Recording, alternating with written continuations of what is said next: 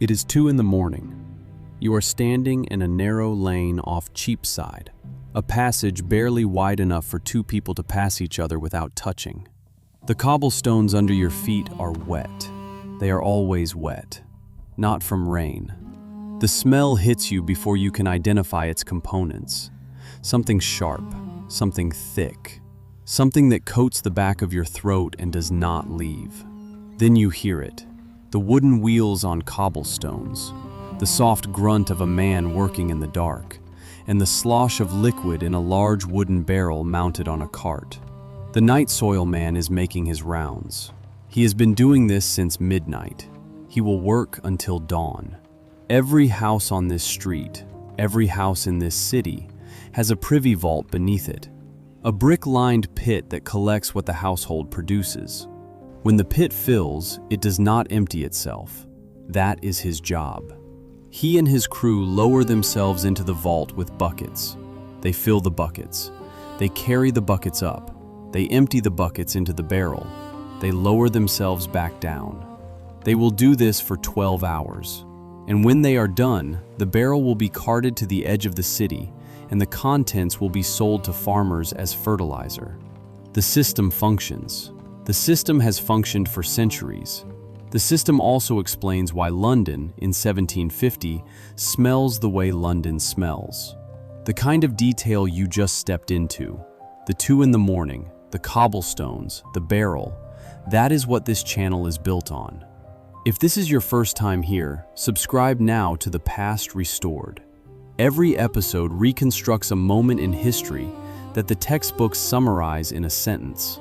And this episode is about what a city smells like when waste removal is a nighttime industry, and what happens when that industry cannot keep up. This episode is reconstructed from primary sources, contemporary accounts, sanitary reports, medical literature, and documented historical evidence. When the record is incomplete or contested, I'll tell you. London in 1750 had approximately 650,000 people. It was the largest city in Europe. It was also a city whose waste infrastructure had not meaningfully changed since the medieval period. The privy vault, the underground pit beneath the house, was the primary technology for human waste disposal. It had been the primary technology for human waste disposal for 400 years. 650,000 people, 400 years of the same technology. The mathematics of that equation produced a smell that contemporary visitors described in terms that sound like exaggeration, but are, in fact, precise documentation. A Swedish botanist named Per Kalm visited London in the 1740s and wrote in his journal that the smell of the city's streets in summer was unlike anything he had encountered in Scandinavia. A compound of rotting organic matter, coal smoke, tallow, and something beneath all of it that he described as permanent and inescapable. He was not being dramatic, he was being accurate. To understand what London smelled like, you have to understand what London was made of. The privy vault beneath each house was the foundation of the problem, but it was not the only component. The streets themselves were not sealed. They were cobblestone over compacted earth, and the gaps between stones collected everything. Wastewater from kitchens, the droppings of the horses that moved every cart, every carriage, every delivery in the city. And in 1750, there were approximately 50,000 horses in London. The blood and offal from the slaughterhouses clustered in Smithfield and Whitechapel.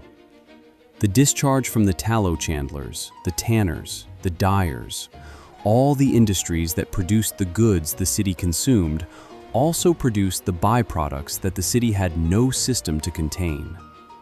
It all went into the street. It went into the street because there was nowhere else for it to go. The River Thames received it eventually. Everything drained toward the Thames, and the Thames received everything. In 1750, the Thames was not a river in the ecological sense. It was a moving collection of the city's output, organic, industrial, and domestic, flowing slowly toward the sea. The The smell of the Thames on a warm summer morning was documented by Samuel Johnson, who lived a short walk from the river, as sufficient to be noticed from the second floor of a building facing away from the water.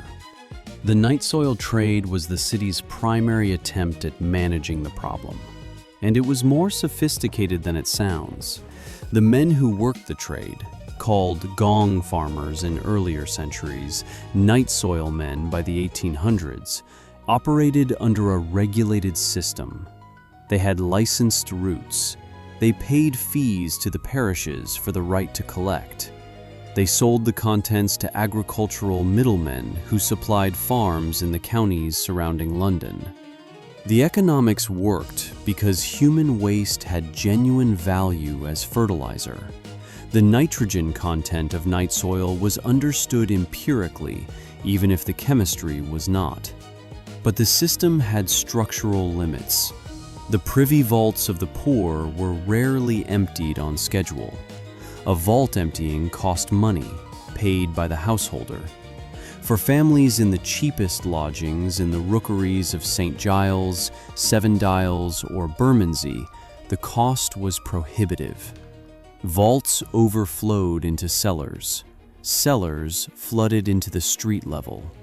The street level drained into the nearest watercourse.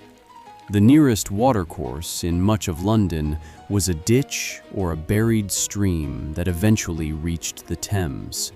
So the Thames received it anyway. There is a medical dimension to this story that the people of 1750 understood and did not understand simultaneously. The dominant medical theory of the period was miasma theory. The word miasma comes from the Greek for pollution.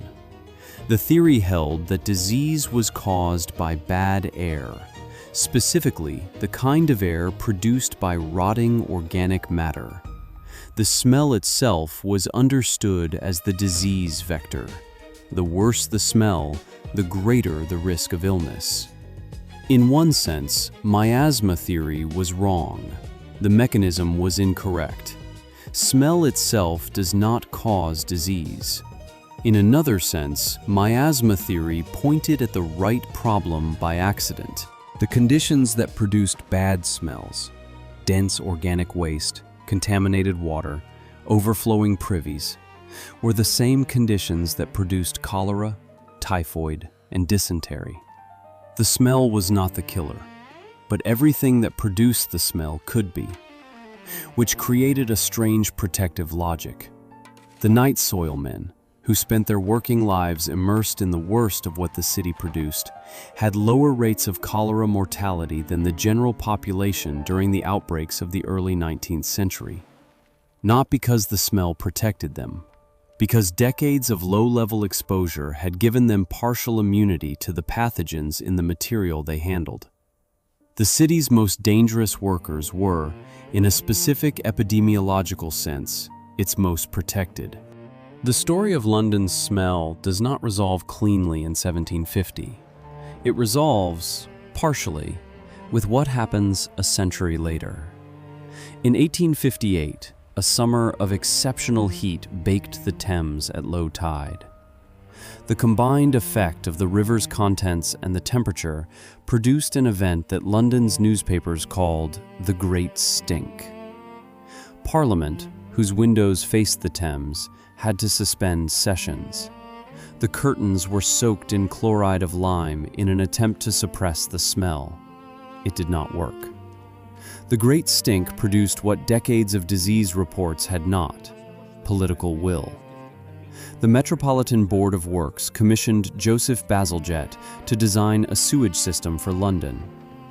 Bazalgette built 83 miles of brick sewers under the city, intercepting the flow that had gone directly to the Thames and redirecting it downstream. Construction began in 1859. The Thames began to recover within years. The smell that had been London's permanent atmospheric condition for centuries was, in the space of a decade, substantially reduced. Not by medicine, not by germ theory, though that was coming. By a parliament that could no longer stand the smell from its own windows. The primary sources for this episode include John Hollingshead's Underground London, published in 1862, which documents the pre-Bazalgette sewer system in detail. The accounts of Pere Calme's London visit are from his Account of his Visit to England, translated by Joseph Lucas. Statistics on London's horse population are from F.M.L. Thompson's Victorian England, the Horse-Drawn Society. The Bazalgette Sewer Project is documented in Stephen Halliday's The Great Stink of London. A note on miasma theory and mortality. The relationship between miasma theory and actual disease mechanisms is genuinely complex. The theory was wrong about causation, but not wrong about correlation. Historians of medicine have spent considerable time on this. The sources above contain references if you want to go deeper. At 2 a.m, in a narrow lane off Cheapside, the Nightsoil man is still working. By dawn, the barrel is full. He carts it to the edge of the city. He sells it to a middleman.